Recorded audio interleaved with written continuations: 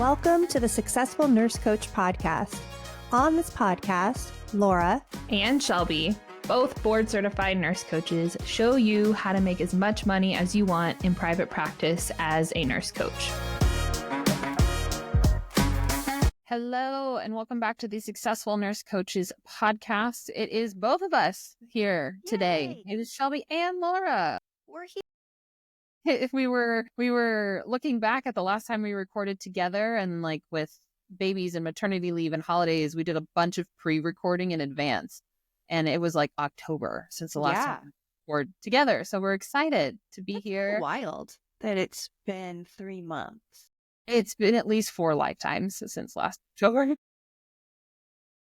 January was 3,000 days long. Yeah. And also, it's kind of funny, the topic we're talking about today, because I think it's probably going to be more potent that we're talking about it together, because we were brainstorming on what we wanted to talk about today, and I had the idea of this is something we talk about all the time, but something we haven't really shined a light on in the podcast officially yet. And I was actually just on a clarity call this morning with a nurse who had emailed us, and she had a lot going on. So I was like, hey, this will just be easier if we talk in real time. Give me 30 minutes of your time and we'll flesh it out. And we hopped on, and she has all these really amazing things going. And then I heard the like quintessential line of like, my husband is really supportive, but. Yeah. My husband is really supportive, but. And I promise that we are not going to just like rain on the man parade today here, but this is the number one thing we see impact businesses, especially women-led solopreneurs. Like, it is the number one thing. And I'm excited to see where it goes today. Yeah. We also had a call with one of our mentors, Leon Vanderpool. We were talking with him and his business manager about this, and they were asking us about all the people that we've helped in business and any trends, and like, how is the nurse coach community different than the deep coaching transformational community? And we said, like, what's the number one thing? And it is the quality of the primary relationship during the startup phase. It really, really is. And that shocked both of them. And me and you were like, oh, you didn't know that? Like, that's, and then I realized, 90% of our clients are women. It's a variable that you can't necessarily change, but it's a variable, and it's a point of either immense support or immense burden. And we want to unpack that for you guys. So no matter where your current relationship is, as you're listening to this, we'll have something useful for you. It's not going to be all negative, but we're also not going to sugarcoat it. I think we'll be really honest about what we've seen. Totally.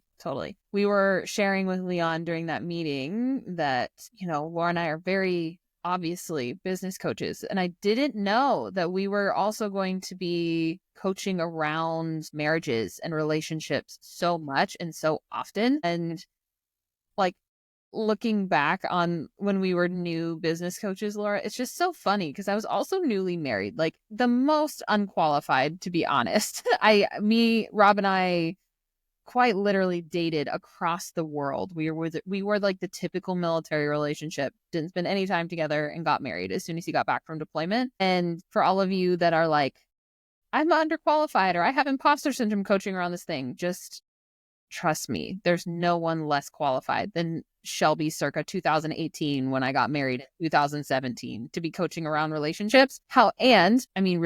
Really my skill came in from just being curious and listening at that time. Right. And now we have a few more tools under our belt. But this is a question that we ask people on application calls is, how is your marriage? How is your primary relationship? Whoever you're married to. How is that? And whenever people say that phrase of, my husband's really supportive, I always am curious. I'm like, tell me more about that. In what specific ways are they supportive? And because my definition of supportive and somebody else's definition of supportive can be two very, very different things. I think we work with a lot of moms. We work with moms of teenagers and young kids, like kind of the full spectrum. And what I see a lot is the mom sub niche of our niche. They do it all. And they are homeschooling and making the sourdough bread and working part-time and the primary caretaker for their family, which is all like extremely noble work. But then we throw in this ball of like starting a business, which is kind of its own baby in of itself. And then like, what does that mean? How do we have that conversation with your significant Yeah. other so that you have space to work on it? It usually means that you have to delegate and offload. And those conversations don't always go super well. Yeah. Yeah. I had a on paper supportive husband that secretly resented me. So, and he'll be honest about it. And we could probably do a whole other podcast about it. But most times husbands want to be a good husband. So they're quote unquote supportive. But support is different than I don't care if you do it. Mm-hmm. Or I'll watch the kids when you have your class. Yeah. Because we know it's like so much bigger than that. Mm-hmm.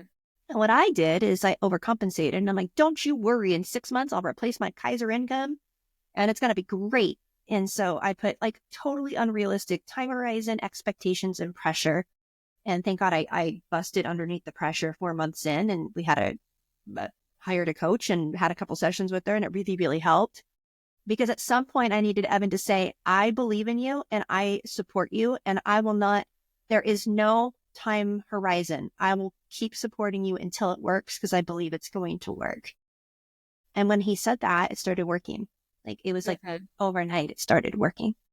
But before that, I was carrying a 200-pound backpack of my husband's expectations. And so everything that I did in business had so much consequence and weight and pressure. And that's not what a beautiful coaching business is built under at all. Yeah. And every time you share that story, I hope that people find, if you resonate with Laura and Evan's story, I hope that you see the potential there. Yeah. Like you are like 2 vulnerable conversations away from the whole dynamic shifting. Honesty, Yeah. And as you know, I was newly married, newly pregnant, and had a new business all at the same time. Rob and I literally had never had the time together.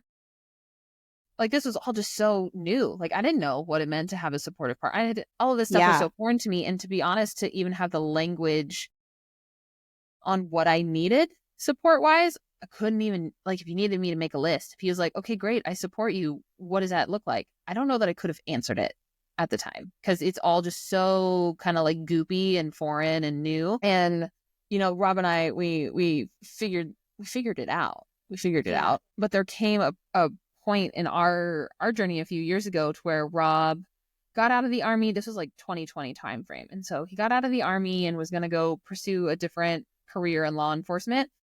And we were like at the finish line of Rob starting that job and it fell through. And this was pandemic happened. Laura and Shelby joined together and our business, it didn't instantly take off, but we had good traction pretty quick. And, the train is moving. And then Rob is like looking at different really low paying jobs of like just anything to bring in income. Yeah. And at this time we're living with my parents. We didn't have to pay rent, like we had the cushiest backup plan ever. Yeah. And I could see projected income in the horizon. And I could also see that if Rob went back to work and started working 12-hour shifts at some like night shift job, that was going to be a problem for me, like with childcare and all the other things. And we like navigated that for probably 8 to 12. I remember that. Yeah. It was murky because, you guys know me. If you have a dream and if you have a vision, I will die for you so that you can accomplish this dream and this vision.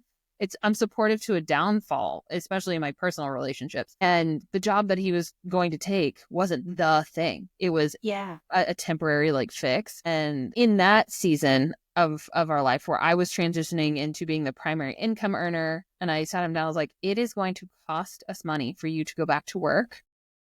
And our kid is I'm going to have to bring in somebody else to be able to pull us off to even deliver on the current coaching that I've already have signed up. So I was like, I need you to think really long and hard about what supporting this family means right now. That's tough. Yeah. And it didn't click for him right away. Like it wasn't like an instant like aha moment. It was actually when we went to go meet Ada's preschool teacher and we were talking about Rob going back to work and we had just moved houses. I was just newly pregnant with Rosie.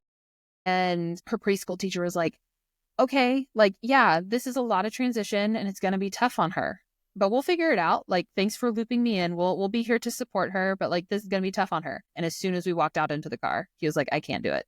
Like Oh, hearing it from the preschool yeah, teacher was like the light bulb moment. But had we not had lots of conversations before then, right. probably wouldn't have gone off. And I hope that as we kind of continue to unpack this, her and I have not been immune to tough conversations with No. our partners. We're even in a season of it currently to where they are happening frequently. And of just like, what does support look like right now? We're kind of flying with the wheels off more than ever before. Yeah, And support looks different right now. So this is an absolutely. ongoing, continuing conversation. This is not a one and done. And you're probably not going to be great at it the first time. But I think that's step one is you have to loop in your partner of like, I can get by on 8 hours a week in this business, but it really takes at least 20 in the beginning, Yeah, if not yeah, more, you know? yeah. That was a bit Yeah, ranty. you can get started with 8, and then there will be a point where you are going to need 20 guilt-free, child-free, and that can be done obviously with lots of flexibility. But I agree, and I think that what comes up for me is that many husbands state that they have that they're supportive and they believe in the vision. Yeah, go take a class, sure, open this side business. And then as you go through training and your self-concept shifts and what you think is possible shifts, and you begin to shift, and the way that you talk changes and the way that you see your marriage Mm-hmm. changes. It's not just starting a business. It's who you become in the work of being a coach and the training of being a coach. You're already evolving. That can set off bells in marriages because you've got one partner starting to talk a little bit different or dream a little bit bigger or start to have conversations in other ways. So it's not just supporting an entrepreneur. It's how does the marriage withstand the growth of the partner? And I find there's lots of husbands on paper, I support you. Yeah, I totally support you. But that they actually aren't willing to endure the sacrifices that are required. Because starting a business, you will sacrifice time with your family. You're going to sacrifice money. You're going to sacrifice security. You're going to sacrifice schedules. It's not small You're going to unless your sacrifice partner's, work-life balance. yeah, you're going to Yeah. sacrifice work balance temporarily to improve it permanently. Think about nursing school. Like this is what I would love to put out into the world. I was thinking about this the other day. If you were married and you weren't a nurse yet and you went to nursing school, that's 2 years, so much money, so much time, no reward, but you are learning something that's going to feed your family for the rest of your life. Everybody's on board. Get loans, go into debt, whatever. Starting a business, like, can we just start normalizing that this is some version of that? This Yeah. is like the same as going back to get your master's. This is like the same. I mean, it has that much weight to it and responsibility. And I think if we start talking to our partners about it in that way and not like a silly little side hustle that they won't even notice that we're gone. Like, I think that if we have a more honest conversation up front in the way that we speak about it, it could be more helpful in framing it as well. I know I did that. It's like, oh yeah, it'll be like this. I just got to do this and then this and then, Yeah. Yeah. checks. I'm just going to open my office and everybody will just show up. Yeah. It'll be totally fine. It's a big deal. It's a big deal. Mm-hmm. Like you experience an identity shift when you Yeah. become an entrepreneur, and then your identity is constantly evolving and upgrading when you are in personal development work often. And I'm often so grateful that I was newly married, newly pregnant, and had a new business because I didn't have like a 30-year marriage under my belt that I had Right. to like reconfigure. Right? It just kind of all got Yeah. to start at the same time. We see people do this all the time. Like I don't want to say that to be discouraging at all, but I think that it's a going to your partner, going to your husband and saying like, "Hey, I want to do this thing. It's something I'm really passionate about." And you taking it seriously so that you can communicate it seriously. Like Yeah. like we kind of, I don't know, sometimes in our community, I get the sense that people are just like testing it out. They're just going to see maybe if they can do it. And if it happens, awesome. And if it doesn't, okay, no big deal. That doesn't ever work. I've never Yeah. met a nurse coach that has just like kind of half-assed it and it kind of worked. Like that is talk to any nurse coach who's ever made money ever. And they've worked for it. They've put in Yeah. intentional hours over and over and over again. And I don't say this to be a brat, but if that is the mentality that you are going in to your business with, save yourself the time and the trouble and just Yeah. don't. Yeah. Choose a different path. And I and or be like, okay, I'm saying that out of fear and discomfort, and I really do want to try. I really Yeah. do want to give it my full effort, and give yourself the permission to like ask and get the support in order Yeah. to pull that off, rather than like tiptoeing around it. Yes. Yeah. And I think the understanding the mindset of your partner too, just because we go through coach training and our consciousness changes and we have our self-concept changes and our partner's not, I also like to say like, we're the ones changing, not them, you know? We are the problem. Yes. Yeah. Right. So like, I also, it's not like, I also don't want to be like, oh my gosh, you just totally need to like hire a coach and like get with this program that I'm Yeah. right. We don't want that. That doesn't mean that we don't communicate new agreements and we don't communicate honestly, even if it's a really difficult conversation that we're afraid of. Like, I think that what we get to do is be really courageous and really kind and give a lot of grace and space, but we can't sugarcoat it. We can't try to hide. We can't get a credit card and not tell our husbands to pay for our coaching program and then secretly try to work it off without him knowing. That's Mm-hmm. not a good plan. It's No. not a great plan. No. That's a really good way for your husband to be super pissed about Yeah. your business because you Yeah. lied. Yeah. You kept a Yeah. huge financial secret. Yes. Right. Agreed. Agreed. Yeah. And I think that expanding the time horizon. So it's likely going to take you 8 to 20 hours a week for several years to get to a point where this feels the way that you think it needs to feel like a sustainable business. But so did nursing school, guys. Like, so did Yeah. nursing school. And so I think that and I think sometimes we undersell it because we talk about how difficult it is. But I think that's what people love about us is we're not sitting here telling you that we have a secret system to 6 figures because that's fucking bullshit. Yeah. It's bullshit. But what isn't bullshit is that I can tell you in our marriage, I can tell you with Shelby's marriage, Amy Frame, who's on her team, her marriage. I mean, Sean Arsenault on our team, her marriage, Megan on our team, her marriage, Christiane on our team, her marriage Yeah. have grown and been challenged in the best ways. Like, it has been the whole pursuit of it and the way that it's unfolded has been a blessing to the marriage itself. Oh, yeah. Right? Like, so while it can't feel easy, it's usually really worth it. Mm-hmm. Mm-hmm. It's worth it. Yeah.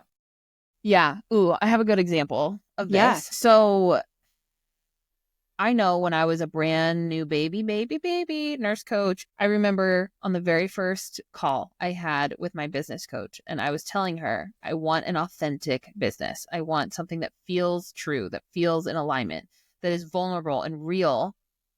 And I think that like our desires for our business are also a reflection of the desires we have in our own life, right? Like, I want my life to feel true and real and authentic. Like, I want it all to be cohesive and blend together. And I never like filtered for Rob in our Yeah. communications or dialogue or anything like that. But I can genuinely say that I did not know how to communicate hard things in real time, like whenever my feelings were hurt or whenever we needed to have like a vulnerable conversation. Like, I just didn't know how to do it. Like, I could sense that there was something else that we needed to like pull at, but I genuinely did not know how. And coaching and learning coaching skills and learning how to increase my discomfort around like hold the tension, has led to so many intense and vulnerable and beautiful conversations in my marriage that allows it to feel real and true. And like I don't go to dinner with my friends and like sit there and complain about how much I hate my husband the whole time. Right. It's there are moments of frustration, sure, but like there's not it's not like that typical bash fest. And that's something I'm so grateful for. Because Yeah. I don't know, the women in my life didn't really set like a superb example for me growing Yeah. up Same. either. Yeah. Yeah. And I see this with our clients of starting a business is so freaking vulnerable. It's so Mm-hmm. vulnerable. You are so like, I mean, my husband would just be like, hey, like he would just bring up the credit card statement and I would shame spiral for a week. You know what I Yeah. mean? Like such a big overreaction. And then I would internalize it and not talk to him about it. And then like would have been more helpful to be like, hey, when you say this with that look on your face, this is what I'm hearing and how it makes me feel. And then it's 10 times harder for me to do what I need to do. Like, can we do this different? Yeah. Yeah. I also, um,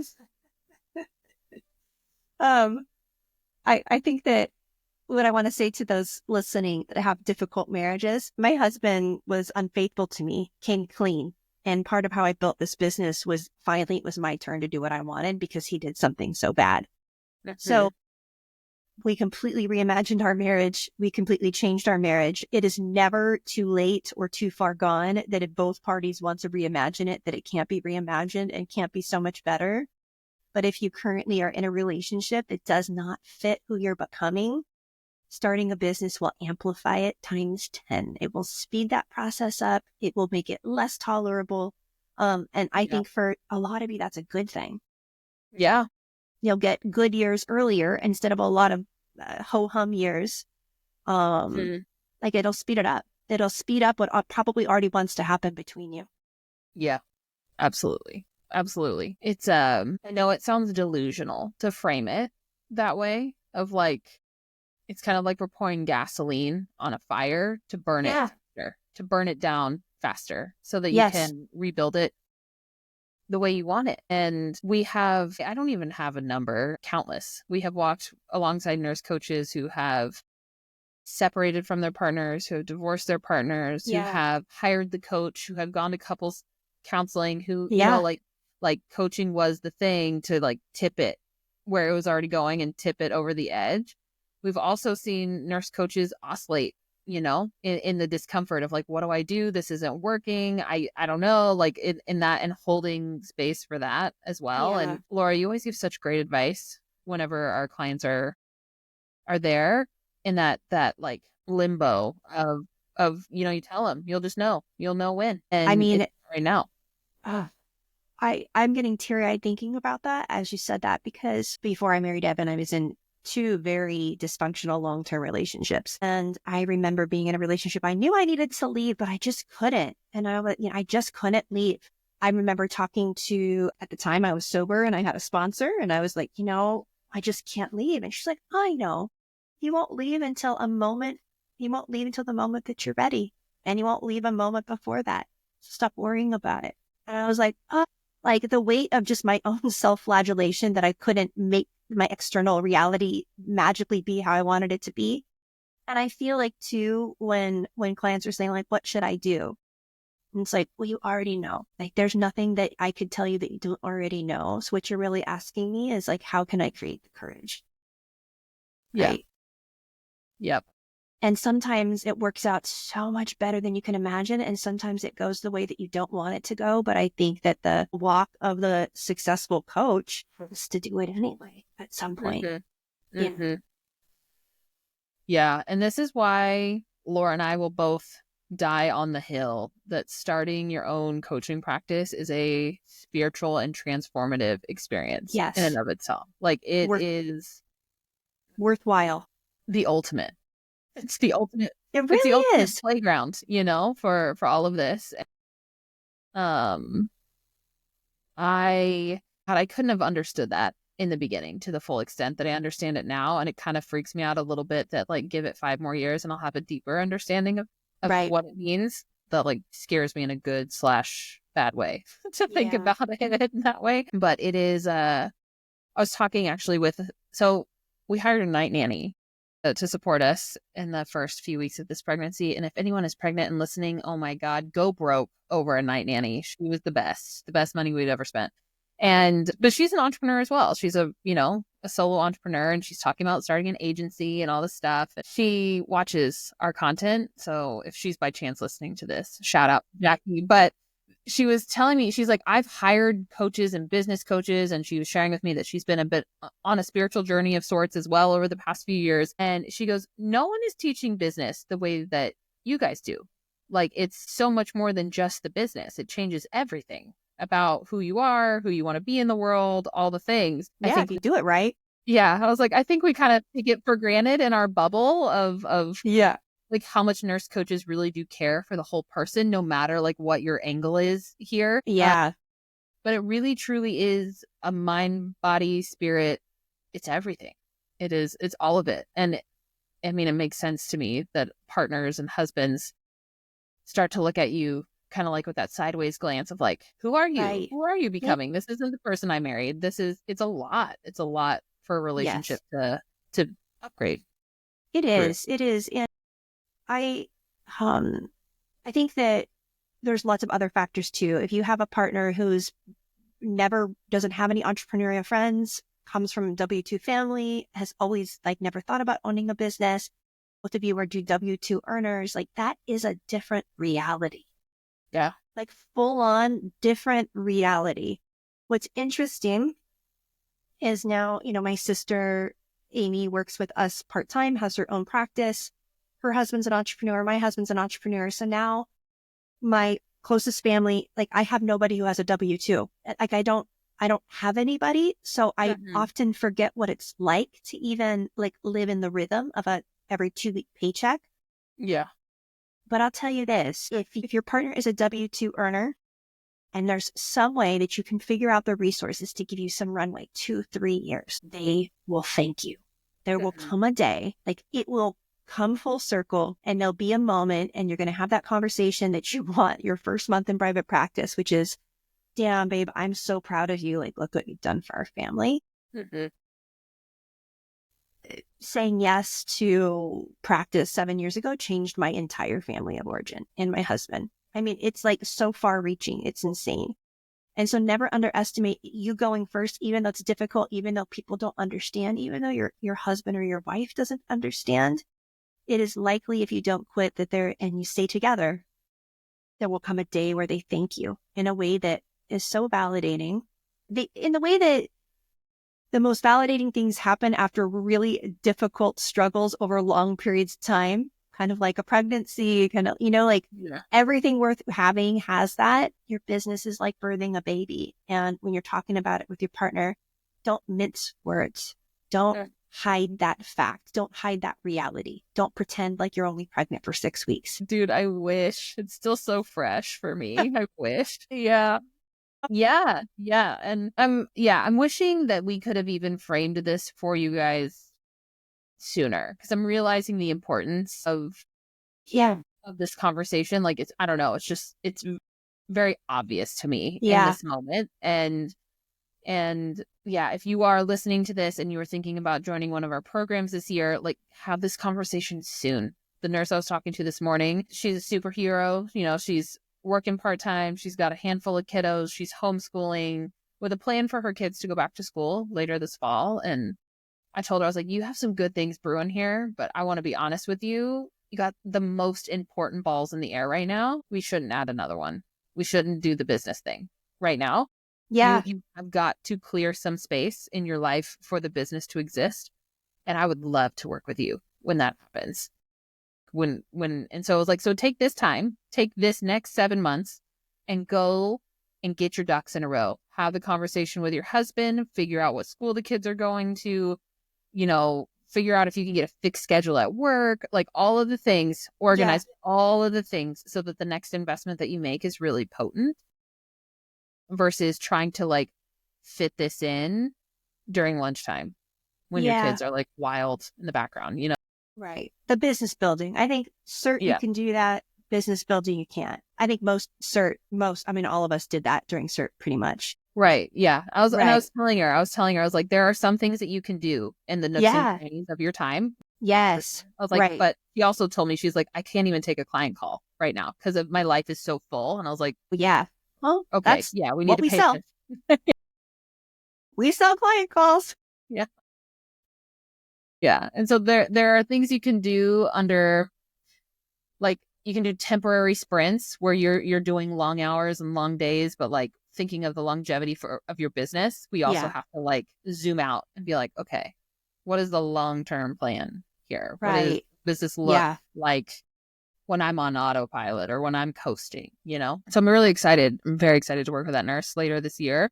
And it also felt good just to be honest with her of like, Yeah. I could sell you right now, but I don't see it being the prime time for you. Let's Yeah. get the most bang for your buck. Yeah, Yeah. absolutely.